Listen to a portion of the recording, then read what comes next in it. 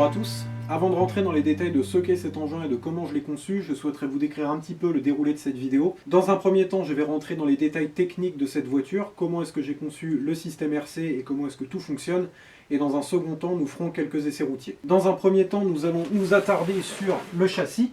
Donc cette voiture est une voiture radiocommandée qui a été conçue sur la base d'un quad en 50 cm3 pour enfants, un pocket quad. J'ai coupé le châssis à différents endroits et j'y ai ressoudé plusieurs tubes pour lui donner l'allure et la forme d'une voiture. Je souhaitais faire un Baja, néanmoins l'utilisation de cette voiture n'a pas pour but d'être une utilisation en off-road. Les suspensions ont été raidies et verrouillées en position. De toute manière, l'amortissement des amortisseurs d'origine étant beaucoup trop raide, j'ai décidé de les verrouiller et ça m'évite des problèmes de tension de chaîne, etc. Donc voilà pour ce qui est de la partie, on va dire, châssis. Le bras oscillant est le bras oscillant d'origine du Pocket Quad qui a été modifié de manière assez mineure, juste au niveau des fixations de roulement. Donc c'est pas très intéressant, je ne vais pas m'attarder dessus. Pour ce qui est du système de direction, j'ai gardé le système de direction d'origine du Pocket Quad et j'y ai adapté un système avec un servomoteur, mais on rentrera dans les détails un petit peu plus tard. Sinon ce sont les triangles d'origine avec les fusées d'origine et les amortisseurs d'origine qui eux aussi ont été verrouillés en position. Donc voilà pour ce qu'il en est du châssis et de l'allure que je souhaitais lui donner. Dans un premier temps, on va rentrer dans le détail du système RC en commençant par la radiocommande. En ce qui concerne la radio, c'est une FlySky FS GT3B. Donc il y a eu des modifications qui ont été effectuées sur cette radiocommande. La plus notable est que le firmware a été flashé pour d'une part avoir 8 canaux et d'autre part pour avoir un mixage de 2 cerveaux indépendants au niveau du canal 2. Donc ça me permet, quand j'actionne la gâchette dans ce sens, de contrôler le cerveau pour l'accélérateur, et quand je l'actionne dans ce sens, de pouvoir contrôler le cerveau pour le frein. Donc il y a 2 cerveaux indépendants qui sont contrôlés par le même canal. Et c'est à peu près tout. Après, la direction est assurée par le petit volant qu'on voit ici, mais ça c'est commun à toutes les radios pistolets. Donc voilà en ce qui concerne la radiocommande. Je vous ai parlé il y a quelques instants avec la radio de la partie émission. Nous allons maintenant attaquer la partie réception directement sur la voiture. Dans un premier temps, tout le système de réception est alimenté par une batterie 12 v 3S 5000 mAh qui se situe sous la voiture. Donc cette batterie est protégée par une tôle d'aluminium de 3 mm d'épaisseur pour éviter les chocs et qui lui sert également de support. Donc tout est situé en dessous. Avec 3 vis, je peux la démonter, sortir tout le bloc pour pouvoir mettre la batterie à charger. Ensuite, l'alimentation se fait en retirant la flamme ici qui permet de mettre l'engin sous tension. Donc on met la batterie. Là, la flamme est absente, tout est sous tension. Et après, quand on allume la radio, on peut contrôler l'engin. Donc je vais remettre la flamme, retirer la batterie et démonter le capot pour que vous puissiez voir ce qui se situe à l'intérieur et voir comment tout a été fait pour la partie réception. La partie réception se compose comme suit, donc l'antenne du récepteur est ici, nous avons l'alimentation en 12 volts qui se fait via la prise qui a été fixée sur le capot. Nous retirons le connecteur pour la flamme, donc là, techniquement, si on mettait la batterie, tout serait sous tension. Nous avons un UBEC avec 2 intensités de sortie, 8 A et 16 A. 8 A pour le servomoteur d'accélérateur et le servomoteur de frein, et 16 A pour le servomoteur de direction qui lui est alimenté sous 12 volts. Les deux autres sont alimentés sous 7 volts 4. Donc nous avons tout simplement l'UBEC qui est ici avec différents connecteurs permettant d'alimenter le servo de direction en 12 volts et les 2 servos de derrière en 7,4. Donc voilà comment est fait le système de réception. Donc tout vient se remettre comme ceci. Et ce capot est étanche, bien que cet engin n'a pas pour vocation à aller dans des flaques ou dans des endroits humides ou submergés. Mais bon, j'ai préféré faire un système étanche, au moins comme ça je suis sûr qu'il n'y a pas de problème. En ce qui concerne le système de direction, ça a vraiment été le sous-ensemble le plus difficile à concevoir pour cette voiture. Je souhaitais, dans la mesure du possible, pouvoir soulager le servomoteur. Voilà pourquoi j'ai opté pour un système à 2 biellettes, donc un système de tiré-poussé. Les biellettes et la pièce qui est ici sur le servomoteur envoient le mouvement à un arbre. Cet arbre, lui, renvoie le mouvement aux 2 biellettes qui sont ici et qui sont des biellettes réglables pour pouvoir régler le parallélisme. Tout est monté sur palier et sur roulement. Donc voilà comment se décompose le système. Donc nous avons une biellette tirante, une biellette poussante et le mouvement est renvoyé aux 2 biellettes qui, elles, renvoient le moteur aux fusées. On peut aller beaucoup plus vite, bien entendu. Donc c'est un système qui a été assez compliqué à concevoir, néanmoins il est plutôt robuste et plutôt précis. Donc voilà comment se compose le système de direction. Pour ce qui est de l'accélérateur et du freinage, le cerveau d'accélérateur est celui-ci, le cerveau de frein est celui-là. Le cerveau d'accélérateur vient tout simplement tirer sur un câble qui passe dans une gaine et qui va au carburateur qui est ici. Donc la tirée du câble permet de lever le boisseau et par conséquent d'accélérer. On a juste remplacé la poignée d'accélérateur classique d'une mobilette ou d'une moto ou que sais-je par un bras qui vient tout simplement tirer sur le câble d'accélérateur. Le frein, lui, est actionné comme ceci, donc pareil, via un système de câble. Donc le câble vient tirer sur le bras d'un étrier de Pocket Bike. Nous avons un système dit ABS, ABS qui signifie Auto Brake System. Donc ça permet tout simplement d'avoir un freinage saccadé et de ne pas bloquer les roues. Donc voilà, nous avons le système comme ça ou le système totalement freiné. Donc c'est ce que j'évoquais précédemment avec le mixage sur le canal 2. Donc je veux contrôler deux cerveaux de manière totalement indépendante. Avoir un cerveau qui va dans un sens sans pour autant contrôler l'autre.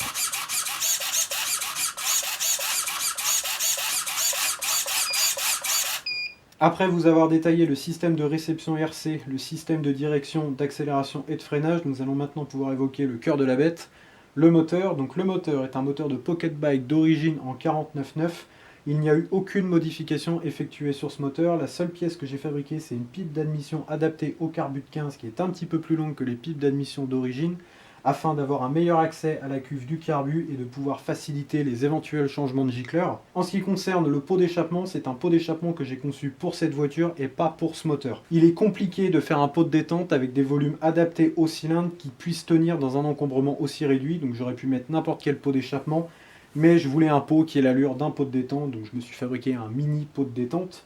J'ai également fabriqué pour ce pot d'échappement une cartouche en absorption qui a le mérite d'exister, parce qu'avec une taille aussi petite que celle-là, c'est compliqué d'avoir une réelle modération du son, néanmoins elle fait un très joli bruit. J'ai recouvert le pot de bande thermique, d'une part pour assurer la protection thermique du système de réception, du cadre, enfin du châssis et du servomoteur, et d'autre part pour avoir une meilleure finition de l'ensemble, pour que ça fasse un petit peu plus joli. En ce qui concerne la transmission, tout est d'origine également, c'est l'embrayage d'origine avec les garnitures d'origine, la cloche d'origine, le tout va à une boîte de démultiplication de Pocket Quad, le rapport de transmission de cette boîte est de 2,5 pour 1, en sort un pignon de 17 dents qui va à une couronne de 48 dents qui est cachée derrière la roue, donc ça tire très court, le couple est énorme et la vitesse de pointe plutôt modérée. Je ne l'ai jamais poussée à fond, mais elle doit filer à 35-40 km/h tout au plus, donc ça reste raisonnable. Les pneus sont des pneus de karting des années 60-70 montés sur les jantes d'origine du Pocket Quad. Donc ce sera à peu près tout en ce qui concerne le moteur, le pot et la transmission. Le réservoir est un réservoir de tronçonneuse ou de taillet, je ne sais plus. C'est un réservoir qui était adapté d'une part à l'encombrement et d'autre part avec sa forme, ça laisse un accès relativement simple et facile au carburateur, notamment au boisseau. Donc j'ai choisi ce réservoir là. Et ce sera à peu près tout.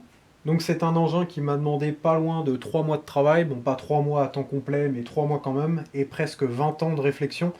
De mes 6 ans et demi, 7 ans, où en voyant le Pocket Quad d'un de mes copains, je me suis dit qu'on pourrait peut-être fabriquer une voiture radiocommandée sur la base d'un Pocket Quad. Donc 20 ans plus tard, j'ai fini par réaliser mon rêve de gosse. Je me suis beaucoup inspiré de ce qui avait déjà été fait sur la base de Pocket Quad, j'ai rien inventé, et j'avais vu ça relativement jeune et ça m'avait donné l'envie.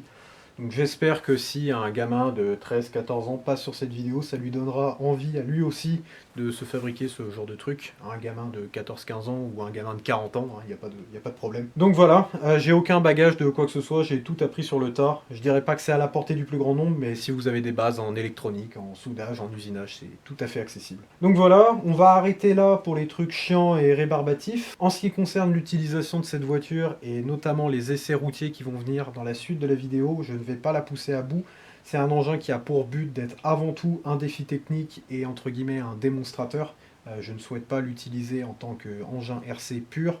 J'ai très peur de l'abîmer. Je l'ai déjà mis 2 fois sur le toit et ça m'a rendu malade. Donc voilà, j'essaye d'en prendre le plus soin possible en ne la poussant pas dans ses derniers retranchements. Donc voilà, vous excuserez les essais routiers, on va dire, un peu anémiques, mais je souhaite éviter la casse le plus possible. Passons maintenant aux essais.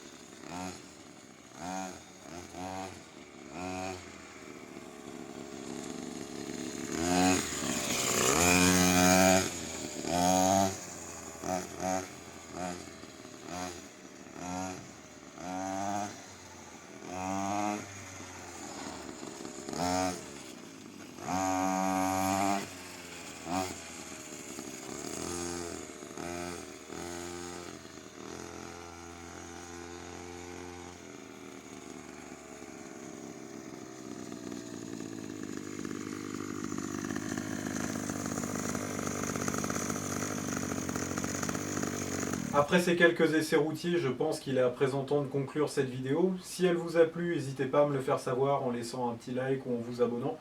Si vous avez la moindre question, que ce soit au sujet de la voiture, de la radiocommande ou du système RC en général, n'hésitez pas à poser vos questions en commentaire, je tâcherai d'y répondre de la manière la plus précise possible. Je pense que ce sera à peu près tout. Il y aurait potentiellement quelques petits points d'amélioration, notamment en ce qui concerne les pneus. Je trouve qu'ils ont un diamètre beaucoup trop important et je pense qu'il serait intéressant de revenir sur des pneus un petit peu plus petits et un petit peu plus larges. Mais c'est des modifications qui ne donneront pas spécialement lieu à une vidéo. Quoi qu'il en soit, ce sera à peu près tout. Merci à tous et à bientôt.